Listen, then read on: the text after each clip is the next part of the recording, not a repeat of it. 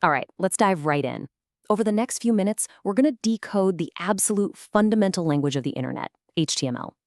You'll learn the basic structure behind every single website you use so you can take your very first steps in building for the web. Let's get to it. So, have you ever really wondered what's holding this whole internet thing together? It sounds like a huge question, right? But the answer starts with something surprisingly simple. If you think of the internet as a giant city full of buildings, well, HTML is the steel skeleton inside every single one of them. It's the basic structure, and today, you're going to learn how to read the blueprint. So here's our game plan.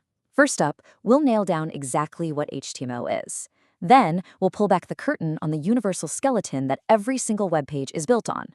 After that, we'll get into the nitty-gritty, the building blocks called elements and tags, and I'll even show you the best free tools to get started. And finally, we'll map out your first concrete steps so you can start writing code today. Okay, let's kick things off with our foundation. Before we can build anything, we've got to understand the material we're working with. So what is HTML really? So here's the key thing to get. HTML isn't a programming language that does complex, heavy lifting logic. Nope. It's a markup language. Its entire job is to take raw content, text, images, whatever, and give it structure. It's basically telling the web browser, hey, this chunk of text, that's a main headline, or this part right here, that's a paragraph. Simple as that.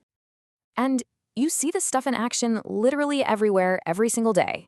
Every time you see a big, bold title on a news site, a block of text on a blog, a clickable link, or even a simple contact form, that's HTML working behind the scenes, defining each of those pieces and telling them where to go.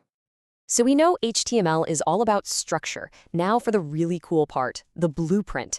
What's kind of mind-blowing is that every single web page, I'm talking from Google's homepage to the smallest personal blog, starts with the exact same foundational skeleton. This image here lays it out perfectly. Everything, the whole shebang, is wrapped inside a main HTML tag. And inside that, there are really just two key parts. You've got the head, which holds all the background info for the browser, and then you have the body, which holds all the stuff you actually see. That simple division, that's the basic anatomy of every web page on the internet. And this is a really important distinction to make.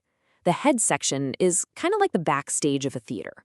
It's got all the important setup info, like the little title that shows up in your browser tab, but the audience never actually sees it directly. The body, on the other hand, well, that's the stage itself. It's where all the visible action happens. Okay, so if the body tag is our stage, what are we putting on it? How do we actually tell the browser, hey, this is a title or this is an image? Well, that's where elements and tags come into play. It's actually a super simple but really powerful idea. An element is just a piece of your web page. We use tags, which are just labels inside these little angle brackets, to tell the browser what kind of element it is. And then our content, like our text, just goes right in between the tags. So for a paragraph, you'd have a p tag to open it, you'd type your sentence, and then you'd use a p tag to close it. It's really that straightforward. All right, we've got the core concepts down. Now for the practical stuff. To actually start putting these tags and elements together into a real file, you need a place to write your code. And that's where a code editor comes in. You've basically got two paths you can take here. You could use a simple program like Notepad or TextEdit. It totally works. But using a specialized code editor is like having a helpful assistant looking over your shoulder.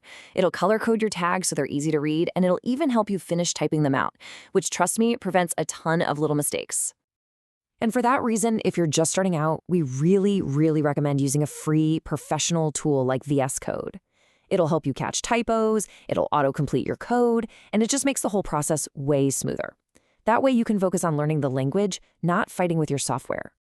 So we've covered the what, the how, and the what with. Let's wrap this all up by putting it together into a clear path for you to get started. Here it is, your 4-step launch sequence. 1, just remember that core skeleton, HTML, head, body.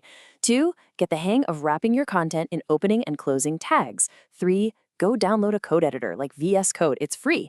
And 4, the most important step, just write something. Seriously, open that editor, make a new file called index.html, and inside it type h1 hello world h1. Save it, open that file in your web browser, and boom, you've just created your very first web page. And there you have it. You now have the foundational blueprint for the web.